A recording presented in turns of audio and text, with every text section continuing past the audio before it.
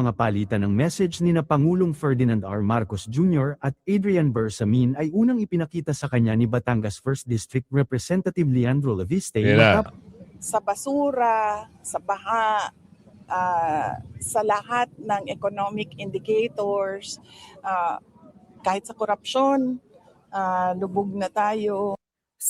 Una yung pera, bakit kailangan pa daw i-post, ipinibigay na yung... O para gayahin mo. O baka may pera ka, di pamigay mo, padala mo doon. Ano problema? Yes. Good morning mga kasama. Nandito na naman si Kuya Goods nagbabalik. At syempre kung di ka pa nakasubscribe, subscribe na lang po at hit mo na rin yung bell. Okay, 320,000 na po tayo. Dagdagan pa natin. At hindi lang po dagdagan, ha? Oo, kailangan din ma-share natin yung mga video natin sa ating mga kababayan, lalong-lalo na yung abroad, ha? Salamat ng marami. Paabutin natin ng 1 million subscribers at pa-hit natin lagi yung everyday na 100,000 na i-share natin sa ating mga kababayan. Simulan natin ang bakbakan. Ngayon napapahiya sila kasi grabe sila makapagtanong o makapag-interview. Itong isang reporter, hindi ko alam kung anong reporter siya, sambasang stream media, nasupalpal ho ni Senator Robin Padilla. Mantakin nyo ba, tumulong na ngayong tao, babatikusin nyo pa, mga unggoy kayo. Kaya ikaw, kung may pera kang 1 milyon, yung reporter na nagtanong kay Senador Robin Padilla, sarap no? Sarap masupalpal no? Diyos ko po, pakilamero kayo, basta lang maitanong mo kahit walang kasaysay, walang sustansya. Kaya nasupalpal ang mama eh. Bersamin, kinakabral na. Rep Rize, hinamon si Ping Lacson, laman text convo ilabas. Naku. Ayaw mo nilang ilabas. Pag patungkol talaga dito kay Bongit, patungkol kay Balulong, patay Malisya, bulag, pipibingi itong mga nasa Blue Ribbon. Diba? Kayo ho, hindi na kayo mananalo. Mga sinungaling kayo. Senate President Tutasin ayaw ng patulan ng bagong pahayag ng Chinese Embassy. Excuse me.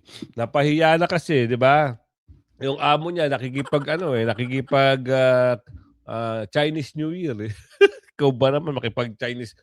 Tsaka ho, huwag kasing bida-bida. Huwag masyadong matapang. Ha? Ang dami nyo dyan. Ilang kayo? Si Bendalo, ikaw, sino pa ba? Yung isang naku po. Yung anak ni dating Pangulong Estrada, yung isa din nyo, isa din. Diyos ko po. Rudy, hindi si Jinggoy, hindi natin papangalanan yun. Bida-bida rin yun eh. Alamin pa natin, ano pa meron?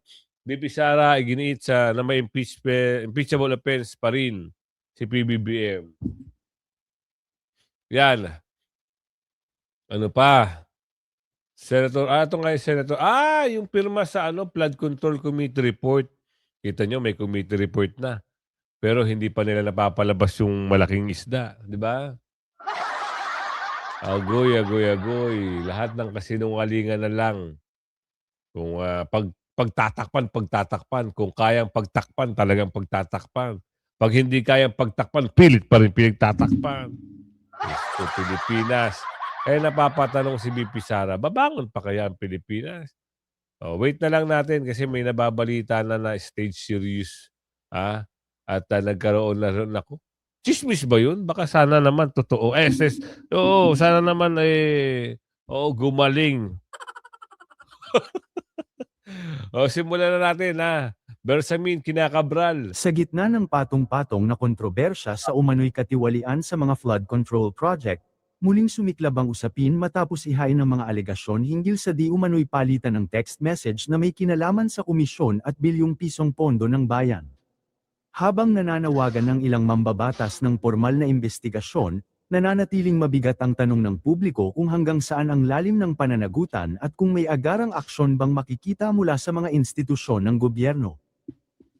Nanawagan si House Senior Deputy Minority Leader at Caloocan City 2nd District Representative Edgar Erice kay Senate President Pro Tempore Ping Lacson, Yan. na siya ring chairman ng Blue Ribbon Committee, na magsagawa ng investigasyon sa umano'y naging palitan ng text message ni na Pangulong Ferdinand R. Marcos Jr. at dating Presidential Legislative Liaison Office Head Adrian Ito na nga eh. Yung nga tinuro na ng dating kasama, hindi pa rin naimbestigahan sa Blue Ribbon. Tapos eto, text message lang na palitan. Di lalong hindi na kaya ang imbestigahan. Dahil sila ang may mga kapangyarihan. Ililis na naman nila ang usapin niya. Lalo na yung mga tuta dyan sa Senado. Sa Blue Ribbon. Malamang sa malamang. Oo. Lahat ng mga kayang gawin nila, gagawin nila para hindi madawit sa mga amo nila.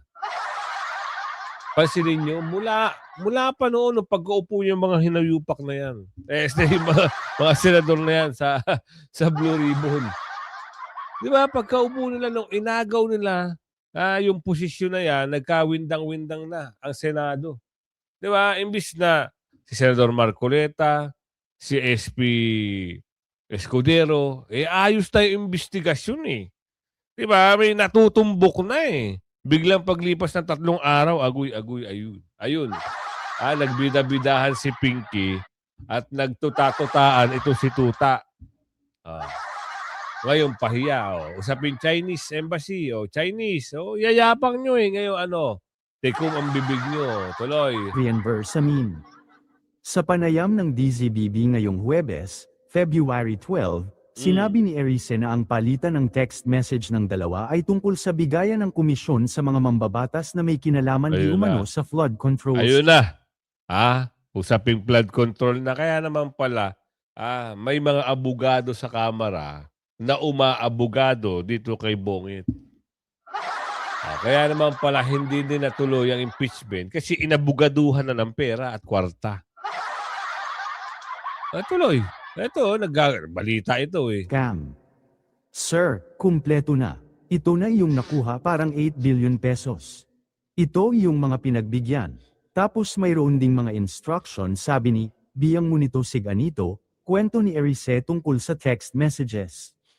Aniya, ang nagpakita sa kanya ng di umano'y mga palitan ng message ni na Pangulong Ferdinand R. Marcos Jr. at Adrian Bersamin ay unang ipinakita sa kanya ni Batangas 1st District Representative Leandro Leviste matapos magtungo sa bahay ng huli si Adrian upang humingi ng tulong dahil sa pangambang madamay siya sa multi-bilyong pisong flood control scam. Kaya nga nakuha, natakot maging fall guy kaya nagpunta sa bahay ni Congressman Leandro Leviste sa Taal, Batangas, aniya ni Erice. Sabi niya, natatakot si Adrian. Kasi nga tahimik na baka makalusot na, dagdag ng kinatawa ng Caloocan City. Gusto raw nila makabawi sa bayan ang mga Bersamin, ani pa ni Erice. Ang isyong ito ay binigyan naman ng komento ng political commentator na si Rob Rances. Ayon sa kanya, ang isyong ito sana ay dapat nagdulot ng malawakang pagkabigla ng publiko, ngunit sa halip ay sinalubong umano ng katahimikan. Wala eh. Paano? Halos lahat, matimid, mainstream media, congressman, mambabatas, hawak din nila yung ombudsman. Diyan tayo eh. Wala mangyayari. Hawak lahat nila. Nasa kanila. Di ba? Yung magkapatid, di ba? Umamin na isa. Kung wala daw mga narcos, walang mga demulya. Demulya. Diba? Nakakainis. Sayang ang mga pasahod. Sayang na lang. Ang pera ng taong bayan naubos sa walang katuturang mga investigasyon, na wala na mga makukulong, wala si The Big Fish. Kwento na lang si The Big Fish sabi ni Bibi Sara. Sarsuela na lang yan. Diba? Ano pa? Ito. Pahayag niya to siya ngayon ang bida at ayaw niya na raw patulan ang bagong pahayag ng Chinese Embassy spokes. Bakit? Baka nasupalpal ka na doon sa nakita mong bidyong lumabas na katabi ng amo mong babae yung ambassador ng China. Agoy. Kamit utak. Gamit utak, huwag masyado magpadala. Sure, bakit daw ayaw ng patulan ni Senator Soto ang mga patutsada ng Chinese Embassy spokesman? Aga, wag mag-react kapag may tumutulak na mag-react. Ito ang bahagi ng maikling tugon ni Senate President Vicente Soto III sa mga panibagong pambabatikos ng ni Chinese Embassy in the Philippines spokesperson Li Jingpen. Kasi kung hindi mo sinabihan persona ng grata, hindi manggigigil sa'yo. Pumalag tuloy. Parang may balita ata na parang aalisin na ata yung embassy. Ano? Ngayon, kambyo, kabig. Sabihin na natin na kunwari ilang pala. Pero pag tinutuon nila yun, maraming Pilipino apektado. Huwag kayong magbida-bidahan. Isa lang ang bilang nyo pero marami ang mamumblema at mawawalan ng trabaho. Huwag kayong masyadong mag-ambisyoso na magaling kayo. Ikaw nagsalita, ilang kayong senador na nagsalita laban sa China. Hindi natin siya pinag-aano na yung China. Hindi natin pinagtatanggol. Ano ba ginawa sa inyo ng China? Oo. Kayo lang naman nagsimula. Di ba? Yung West Philippine Sea, hindi pa nga nakatala na West Philippine Sea. Nakaregister na ba sa mapa yung West Philippine Sea? Makikita mo ba pag sinerge mo, asan ba yung West Philippine Sea? Kayo lang nag-imbento ng West Philippine Sea. Diyos ko po. Tsaka yung usapin na yan, baka yan matagal ng usapan yan. Ngayon nyo lang kinukulit. Bakit daw? Gawa na ata kasi yung artificial island. Diyos ko po, hindi nyo nga pinondohan yan noong panahon pa. Hindi pa nakakapo si Tatay Digong, hindi nyo nga inisikaso. Tapos ngayon, Diyos ko po, makipagbakbakan kayo. Doon kayo makipagbakbakan kayo. Huwag nyo nasama yung mga Pilipino. Diba? Eto, balik tayo. Pag halimbawa, nagkaroon, binaklas yung embassy dyan sa China. Dito sa Pilipinas, wala na talaga. Meron ng hindi magandang pagkakaunawaan. Sino magsasuffer? Ikaw ba? Kayo bang mga senador na ayaw sa China? Hindi kayo nag-iisip, nagtatapang-tapangan lang kayo kunwari. At itong si Tralala, na akala mo naman talagang, Diyos ko po, pumunta ka doon, kayo magsisigaw doon. Huwag sa media. Mahirap. Pag sa media ka, nagngangaw-ngaw, agoy. Popularity lang yan. Tatakbo ka ba? Tuloy. Muling bumuelta ang tagapagsalita ng Chinese Embassy laban sa Senado at mga senador. Sa isang pahayag na naka-address kay Senate President Tito Soto, pinuna ni Li Jingpen ang paggamit ng masasamang salita ng ilang senador habang nasa plenaryo laban sa mga Chinese diplomat. Gayun din ang pag-label ng mga senador sa China bilang isang bully at tinawag pang bad guest o troll farm ang naturang embahada. Dumepensa rin ang Chinese diplomat na hindi nila pinatatahipan ang Senado o ang mga senador, ngunit sa halip ay tinatakot ng mga senador ang foreign embassy. Habang pinapanukala pa niya na ideklarang persona non grata ang Chinese diplomat, kaya ibinalik nito ang tanong sa Senado kung sino ang gustong magpatahimik ng ibang tao. Sagot naman ni Senador Tito Soto, mas nanaisin nito na maging annoying laban sa mga panibagong pahayag na ito ng tagapagsalita ng Chinese Embassy. Nagpakita naman ng suporta ng iba't ibang grupo sa Senado kung saan nagtungo ang mga ito sa harapan ng tanggapan ng institusyon upang labanan ang mga pahayag ng Chinese Embassy. Ito. Kita mo, mga bata. Kano na naman kaya ang labanan dito? Andito sila yung mga bulagir. Bahala kayo sa buhay nyo. Sasabihin nila, atin ang West Philippine Sea. Kaaway natin sila. Pero nagbabakasyon sa China. Nagbabakasyon sa Hong Kong. Nagbabakasyon sa Taiwan. Diyos ko naman, Kurudi. Sila naman sila. May Pilipinas pa ba? Yan ang matinding tanong ni Bibi Sara. Giniit na may impeachable offense pa rin. Ito, alam na alam ni Bibi Sara. Meron pa rin. Betrayal of public trust. Ayan ang isang matinding Oo, kaso na complain laban diyan kay ano, 'di ba? Ikaw ba naman, ipadala mo sa ibang bansa yung dating naging presidente, hindi mo tinutulan. Yun pa lang, sablay na, 'di ba? Oh, talagang intensyon nito ni Bongit, ha, at yung ano na 'to, yung mga alagad, eh. Marami 'tong alagad na kasing kasing kulay ng dugo niya, eh. Oh, simulan natin, BP. Meron pa bang Pilipinas? Yan ang banat ni Vice President Sara Duterte sa tanong ng News 5 sa kanyang plano sa 2028 elections. Binanat din ng BC ang pagbasura ng impeachment complaints kay Pangulong Bongbong Marcos. Aniya sa frontline sa balita, si Bill Montalvo ng News 5 Mindanao, exclusive. Pangulong Bongbong Marcos at Vice President Sara Duterte ang dating magkaalyado na parehong naharap sa reklamong impeachment. Pero si PBBM ligtas na matapos ibasura ng Kamara ang dalawang reklamo sa kanya. Saglit lang, di ba? Si VP Sara may nakabinbin pang 3 reklamo. Pero para sa bise, malinaw na may impeachable offense si Pangulong Marcos. Tama. Pinakauna na impeachable offense yung pagpirma ng budget na alam Ayun. mong galing siya sa bill na may mga blanco at merong mga insertions. Impeachable offense din yung humihindi ang isang opisyal kapag merong nagtatanong ng competency niya na mamuno at may nagsasabi na gumagamit siya ng illegal na droga. Sinabi yan ng bise sa libing ng namayapang tsuhi na si Bong Duterte sa Davao City.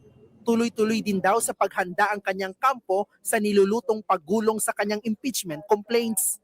Nagpasaring din si VP Sara sa banat ni Palace Press Officer Undersecretary Claire Castro na Tapayan. nagpapakalat umano ang bise ng fake news.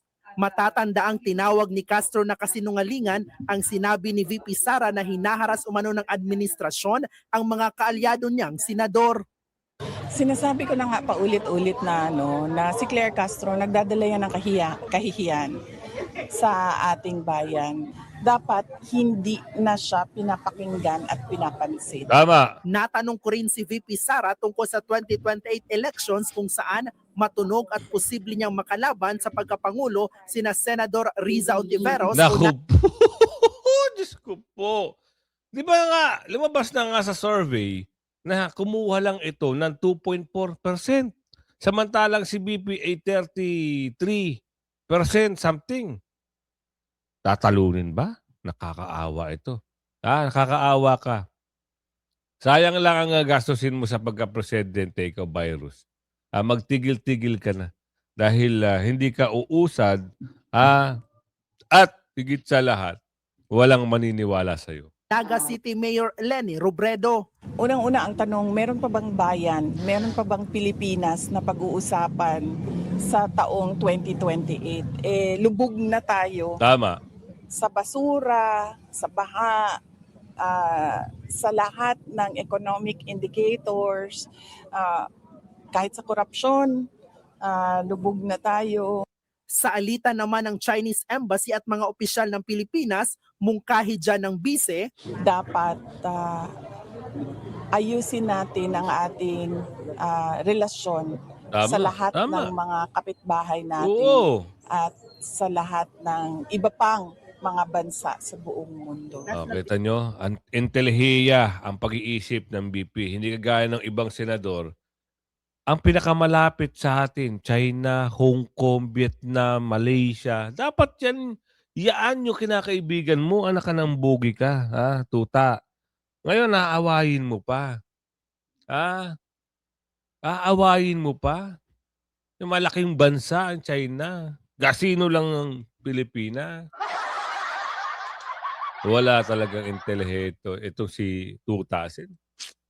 Kawawa ang Pilipinas. Tapos nangarap pa magpresidente. Diyos ko po, vice president. Diyos ko po.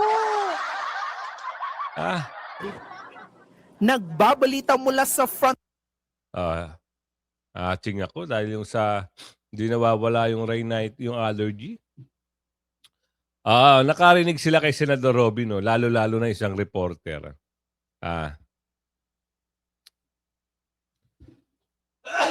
Yan na. Aching na ako. Nagtanong ba naman daw bakit daw Pinoy yung pera? Para gayahin mo. Kung may pera ka. Pahiya, no? Nakakahiya yung mga ganun tao. mga ganong reporter. May masabi lang, may ma-report lang, kahit sablay, walang sustansya, pinapakita pa sa madla. Sir, may we get your comment on the Chinese embassy saying they could not be intimidated, they will also not be silenced sa mga resolution? Natural lang. Hindi natin pwede panghawakan kung ano yung sasabihin. Sir, Importante kung ano yung sasabihin natin. Dapat sumunod tayo kung ano yung sinasabi ng Pangulo. Firm daw, pero diplomatic, hindi bastos. Pero ang kiniklaim nila, yung daw ilang senador ang binabastos sila sa plenary. Do you think so, sir? Ano daw po? Sorry po. Parang kiniklaim noong tagapagsalita ng Chinese Embassy, yung ilang senador ang binabastos sila sa plenary session. tinithreaten daw sila, sir.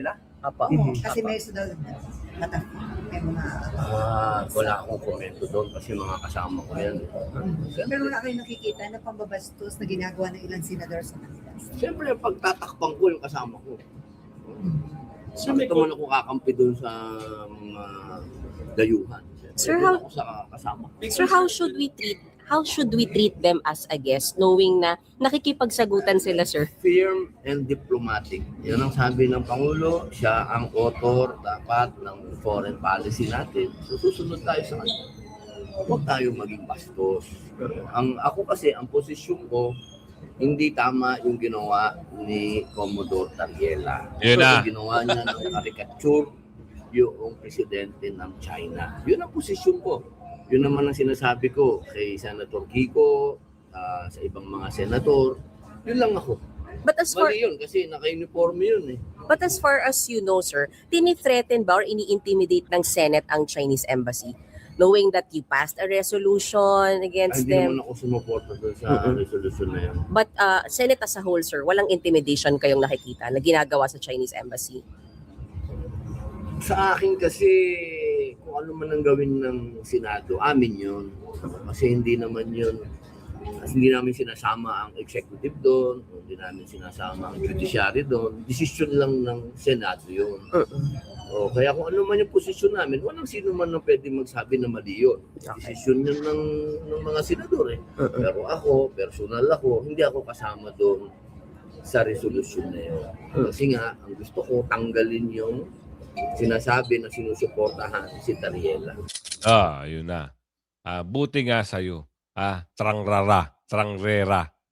Para, alam niyo yung nagbida-bidahan na kala mo, spokesperson ng, ewan ko kung anong ahensya yun. Ito ipapakita ko sa inyo, yung banat. Kasi pinakialaman eh. Pinakialaman si Senator Robin patungkol doon sa pera. Kasi ano yun eh, parang donation yun eh. Ikaw ba naman?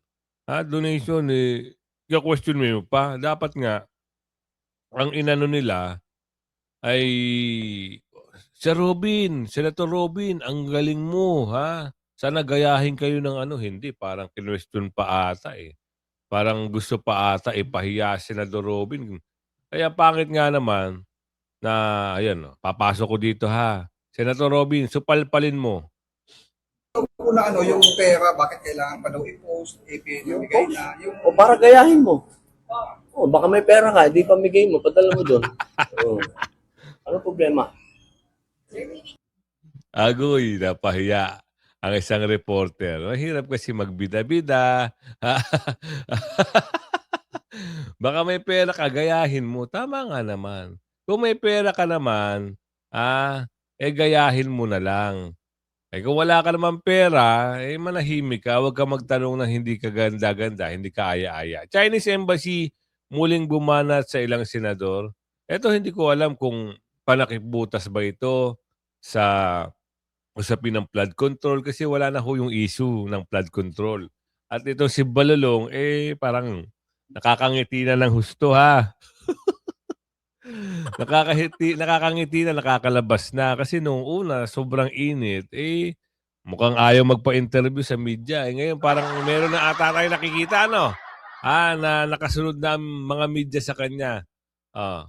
Panakibutas ba ito? Alamin Hindi natin. pa rin humuupa ang tensyon sa pagitan ng Chinese Embassy at ilang senador. Muling bumuelta ang embahada dahil saan nila'y pambabastos ng ilang senador sa mga opisyal nila. Live mula sa TV5 Media Center, nangungun sa balita, si News 5 correspondent Mian Los Baños. Mian, anong banat ngayon ng Chinese Embassy laban sa mga senador? Nako, Jiggy, pinuntirya ng Chinese Embassy in the Philippines si Senate President Tito Soto at tila ba sinagot isa-isa ng spokesperson ng Chinese Embassy na si Ji Lingping yung mga unang naging pahayag ni Senate President Soto. Una, bakit daw tinatawag na rude yung mga taga-Chinese Embassy samantalang may ilang mga senador nga daw ang minura sila sa mismong plenaryo at sa session Tama, hall. Sino tama. daw ang bastos ngayon? Pangalawa, Tama. Di ba? Oh, totoo naman. Sino ba kasi nauna? Bakit ayaw niyong aminin na naging bastos kayo sa plenaryo? Ngayon, pag nababack to you kayo, sabihin niyo hindi napapatulan. Kasi pinagsabihan na kayo siguro ng amo niyo. Diba? Nagtapang-tapangan. Tapos yung isa sasabihin makikipag-usap, makikipag-ayos na lang sa Chinese Embassy. Oh. Huwag kasi magbida-bida sa plenaryo, huwag magbida-bida dahil hindi kayo kakampihan ng mga nakakaraming Pilipino. Kasi ang nakakaraming Pilipino may utak. Hindi sila papatol dyan sa... Kasi kayo parang gusto nyo away. Sabihin mo ba, layas? Tapos may F pa. May F pa. Ano tawag? Diba? May F. May sinabi pang F. Papalayasin mo? Diyos ko po. Sabi ko nga sa inyo, wala pa yung mga marami ng Chino rito. Naging Chinoy. Tapos, nagsalin lahi na yan, pero nakakalamang ang dugong Chinese. Yan talagang katotohanan. Kahit sabihin mo, magtanong ka sa mga kapatid, may dugo kaming Chinese eh. Tapos, si Tatay Digong may dugong Chinese. Sara Duterte. Si Tatay Digong, Ako po, meron akong dugo. Ang lolo ko po, hindi lang ako halata, pero hindi rin ako marunong magsalita. Ang lolo ko po ay puro. Magtanong ka. Sa mga nanonood dyan, ilang porsyento dyan ang may mga dugong foreign? Kasi tayo, sulpot lang ang Pilipinas. Kumbaga, hindi tayo kalakihang bansa. Kaya nung panahon, may mga pumunta at nag-invade sa atin, di ba? Gusto tayo invade ng Japan. Gusto tayong invade ng Amerika. Kastila. Kaya nagsasalin lahi na may mga dugo yan. Pero yung sasabihin nyo na layas-layas, panahon pa ng panahon, hindi pa kayo buhay, may mga dugong Chino na yung iba't ibang Pilipino. Bakit daw tinatawag na walang respeto yung ilang mga taga-Chinese Embassy samantalang mga ilang senador nga raw ang nagsasabi na bully sila at hindi good and not a good guest. So, nasan daw ang respeto dyan? Tama. At bakit daw sinasabi ni Senate President Soto na pinapatahimik ang Senado? Hindi raw yan totoo dahil lang mga taga-Chinese Embassy nga raw ang patuloy na tinatakot at tinithreaten. Jiggy, kung maalala mo na unang sinabi ni Senate President Tito Soto na mukhang may pagtatangka mula sa Chinese Embassy na patahimikin yung mga senador dahil dun sa nilabas na resolusyon na kinukundina itong naunang mga pahayag ng Chinese Embassy laban sa ilan sa ating mga government officials. At magiging ilang mga mambabatas, Jiggy, hindi rin nakaligtas dahil si Senator Kiko Pangilinan, sinabihan ng Chinese Embassy na yung kanyang mga pahayag mukhang political stunt lang at pagkuha lang ng atensyon. At yung kay Senator Risa Hontiveros naman, sinabihin nilang hindi totoo na pinapatahimik yung mga senador dahil kung totoo, di sana daw hindi sila nakakapagkalat di umano ng disinformation, Jiggy. At may anong reaksyon ng mga senador, particular ni SP Tito Soto dito sa pahayag ng Chinese Wala Embassy? na, mananahimik na raw. Manahimik na lang kasi. Huwag na kasi masyadong huwag masyadong paapekto. At saka yung bida-bida, iwasan. Para masabing matapang, lalo na si Bendalo. Para sabihin may boses, sasabihin mo persona non grata o nung pinalagang kayo, lalahatin na. Biglang ang mabait nyo, di ba? Diyos ko po, kayo pagsisimulan ng hindi maganda. Kaya, lalong isa yung tralalang. Naku po, tralalang. Yung mga opisyalis mo ata, nagagalit na sa'yo, isipin mo, lagi kang bumoboses. Tama ba yun? Magpabili ka. Sabihin mo, mas marami kang kagamitan. Doon ka makipagkanyunan ng tubig kung mananalo ka. Sa dami. ng mga, Diyos ko, hindi marunong mag-isip itong mga ito. Basta wala kang ginagawang masama, hindi ka naman naaawayin. Hindi naman nila pwedeng invade ang Pilipinas. Hindi naman ganun. Kasi ano ba nangyayari? Bakit ba sobrang ingay nyo? Pamalit ba ito sa mga nangyayari doon sa mali-malitang basurang pera? Pantakip ba ito? Kasi sobrang ingay mo eh. Hindi ka naman kilala eh. Kilala si Tralala. Trararero, tralala, trararero. Yan. Kung hindi ka kung umabot ka sa video natin ito, lagi ko sinasabi sa inyo, kung bago ka pa lang, mag-like, share, subscribe, at huwag mong kalimutan, hit yung bell. So, 320,000 na tayo. So, dagdagan pa natin, i-share nyo sa inyong mga kapitbahay, kamag-anak, kaibigan, at padamihin natin. Hanggang sa dumami tayo, umabot tayo ng 1 million, 2 million. Oo, kasi ang hangad lang naman natin, makispread yung, pagtanggol si BP Sara sa mga durobo at yung mga reaction video na ibibigay natin sa inyo. Hanggang sa muli, bye-bye!